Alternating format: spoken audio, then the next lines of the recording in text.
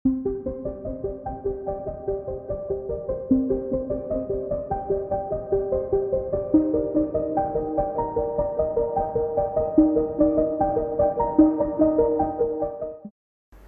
Houthi Yaman kembali unjuk kemampuannya dengan meluncurkan 2 rudal andalannya ke wilayah Israel.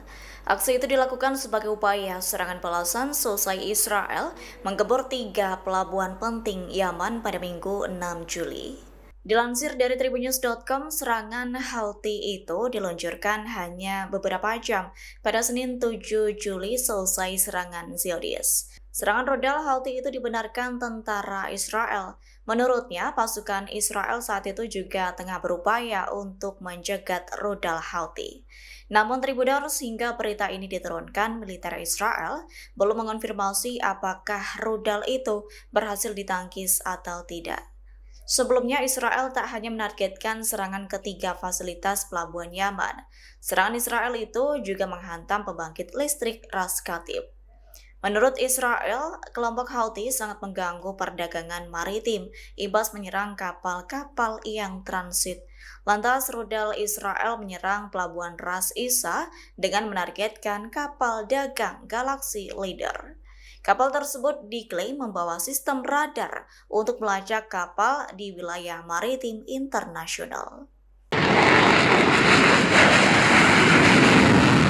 Dilaporkan 20 jet tempur Israel dikerahkan ke wilayah target Houthi Yaman Minggu 6 Juli.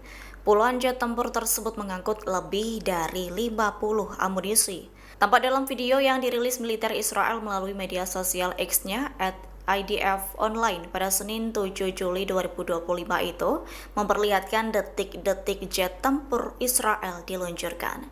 Diketahui jet tempur itu menyasar 3 lokasi Yaman sekaligus, yaitu Pelabuhan Hodeidah, Ras Isa, dan Salif. Bahkan pembangkit listrik Ras Katib juga dihantam serangan Israel. Sebagai informasi, serangan ini terjadi selesai militer Israel mengeluarkan ancaman yang akan meluncurkan serangan. Menurut Israel, adanya kelompok Houthi ini mengganggu perdagangan maritim karena menyerang kapal-kapal yang transit. Atas hal itu, rudal Israel menargetkan pelabuhan Ras Isa dengan menyasar kapal dagang Galaxy Leader. Kapal tersebut diklaim membawa sistem radar untuk melacak kapal di wilayah maritim internasional.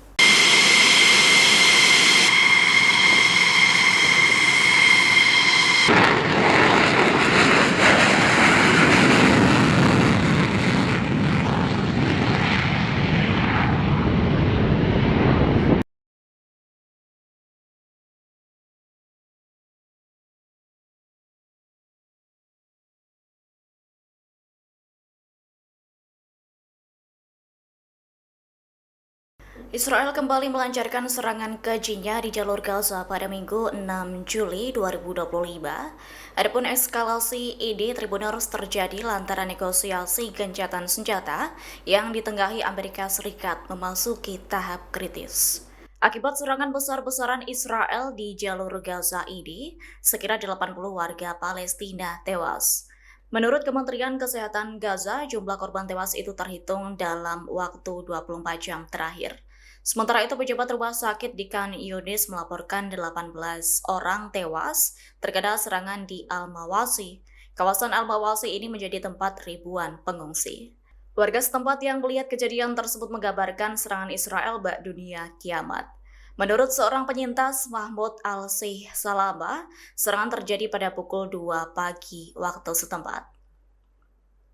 Mahmud Al-Sih menyatakan sekira 9 warga Palestina tewas pada Minggu pagi di dekat pusat distribusi bantuan.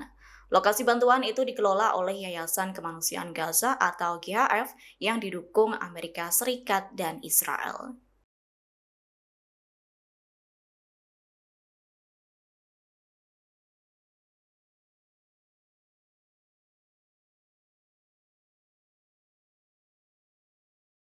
Dilaporkan kapal kargo berbendera Liberia milik Yunani Magic Seas mengalami kebakaran di Laut Merah pada Minggu 6 Juli 2025 malam.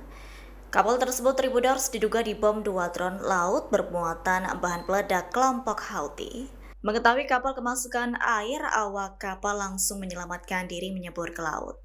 Firma Keamanan Maritim Amri membenarkan insiden tersebut. Ia menyebut kapal berbendera Liberia itu juga menjadi sasaran kapal kecil bersenjata. Sekira 8 perahu kecil itu membawa senjata ringan hingga granat berpeluncur roket. Dilaporkan 2 drone lainnya berhasil dihancurkan tim keamanan di atas kapal. Pusat Operasi Perdagangan Maritim Inggris Raya turut membuka suara soal kejadian tersebut. Menurutnya, serangan terjadi sekitar 100 km di barat daya pelabuhan Hodeidah, Yaman. Kapal itu terbakar akibat proyektil yang belum diidentifikasi. Hingga berita ini diturunkan, Houthi Yaman belum memberikan konfirmasi apapun.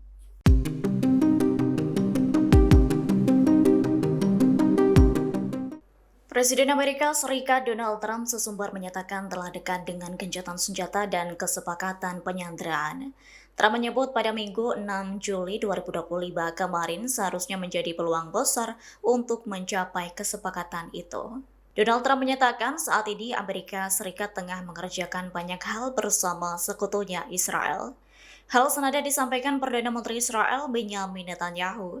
Ia mengaku telah berupaya mencapai kesepakatan ini berdasarkan persyaratan yang telah disepakati bersama. Netanyahu juga menyebut sekira 20 sandera masih hidup dan 30 lainnya telah tewas. Atas hal itu PM Netanyahu bertekad untuk membawa pulang para sandera. Seperti diketahui, Trump dan Netanyahu dijadwalkan bertemu di Gedung Putih pada hari Senin 7 Juli ini.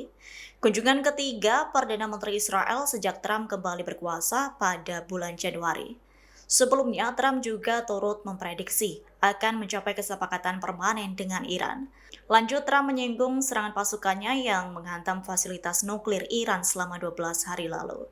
Serangan itu menurutnya cukup berhasil dan melumpuhkan Iran untuk kembali memperkaya uraniumnya. Download Tribun X sekarang, menghadirkan lokal menjadi Indonesia.